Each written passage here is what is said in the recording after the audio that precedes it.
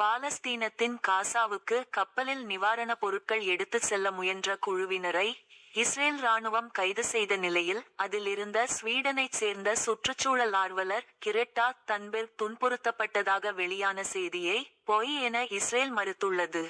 மேற்கு ஆசிய நாடான இஸ்ரேலுக்கும் பாலஸ்தீனத்தின் காசாவை கட்டுப்பாட்டில் வைத்திருந்த ஹமாஸ் பயங்கரவாதிகளுக்கும் இடையே 2 ஆண்டுகளுக்கும் மேலாக போர் நடந்து வருகிறது. இந்த போரில் காசாவில் 67,000க்கும் மேற்பட்டோர் கொல்லப்பட்டனர். மேலும் பட்டினியால் பலர் இறந்து வருகின்றனர். போர் துவங்கிய போது ஐநா சார்பில் நிவாரண உதவிகள் வழங்கப்பட்டு வந்தன.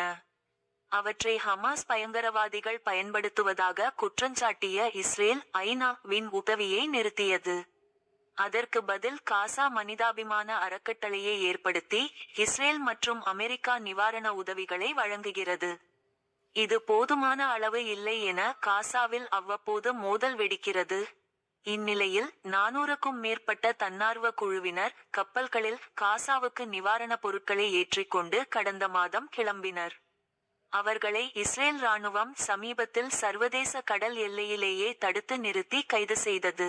130க்கும் மேற்பட்டோர் நேற்று முன்தினம் நாடு கடத்தப்பட்டனர். அதில் மலேசியாவைச் சேர்ந்த ஹஸ்வானி ஹெல்மி மற்றும் அமெரிக்காவைச் சேர்ந்த வின்ஃபீல்ட் பீவர் ஆகிய 2 மனித உரிமை செயற்பாட்டாளர்கள் இஸ்ரேலின் நடவடிக்கை குறித்து செய்தி நிறுவனம் ஒன்றுக்கு பேட்டியளித்தனர். அதில் இஸ்ரேல் ராணுவம் எங்களை விலங்குகள் போல நடத்தியது. ஸ்வீடன் சுற்றுச்சூழல் செயற்பாட்டாளர் கிரெட்டாவை தள்ளிவிட்டனர். அவரை இஸ்ரேல் கொடியே அணியும் படி துன்புறுத்தினர் என தெரிவித்தனர். இதை கண்டித்து சர்வதேச அளவில் போராட்டங்கள் நடந்தது. இந்நிலையில் இது குறித்து இஸ்ரேல் ராணுவம் அளித்துள்ள விளக்கம், கிரெட்டா தன்பெர்க் மற்றும் சுமு பிளோட்டில்லா கப்பலில் வந்த குழுவினர் மீது துன்புறுத்தல் நிகழ்த்தப்பட்டதாக கூறப்படும் குற்றச்சாட்டுகள் முற்றிலும் போய். கைதிகளின் அனைத்து சட்ட உரிமைகளும் பாதுகாக்கப்பட்டன. இதில் விசித்திரமான விஷயம் என்னவென்றால் கிரெட்டா மற்றும் பிற செயற்பாட்டாளர்கள் வேண்டுமென்றே தங்கள் நாடு கடத்தலை தாமதப்படுத்தி காவலில் நீண்ட காலம் இருக்க விரும்பினர்.